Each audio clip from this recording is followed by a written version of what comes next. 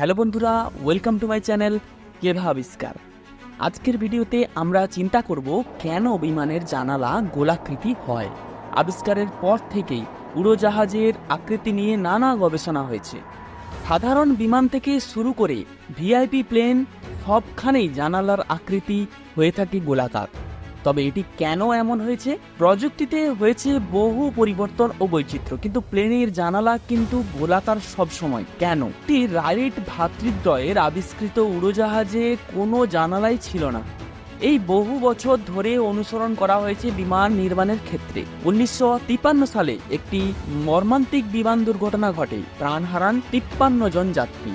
তদন্তে নেমে এয়ারো ইঞ্জিনিয়াররা আবিষ্কার করেন যান্ত্রিক ত্রুটি বা ইঞ্জিনের কোনো সমস্যা নয়।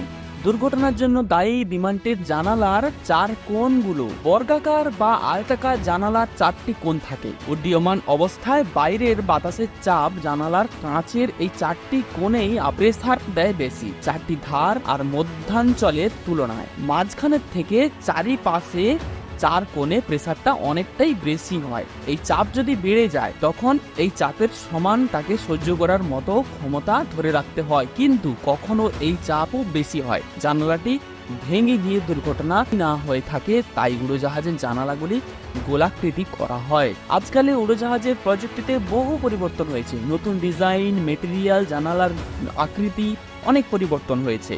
এই নতুন উপায়ে তাতে যাত্রা এবং যাত্রীদের নিরাপদ থাকা সহজ হয়েছে। তো বন্ধুরা, আজকে আমরা জানলাম বিমানের এই জানালাগুলি কেন গোলাকৃতি হয়ে থাকে, চার কোণা বা চার কোণ কেন হয় না। আপনি আমাদের ভিডিওটি ভালো লাগলে যদি তা হয় তাহলে লাইক করুন, আমাদের চ্যানেলটি সাবস্ক্রাইব করুন এবং সঙ্গে থাকুন আমাদের চমৎকার ভিডিওগুলি দেখতে। আমরা পুরনো জানালা থেকে আধুনিক উড়োজাহাজের জানালার ভিত্তি কিভাবে বুঝতে পারলাম। আবার দেখা হবে পরবর্তী ভিডিওতে।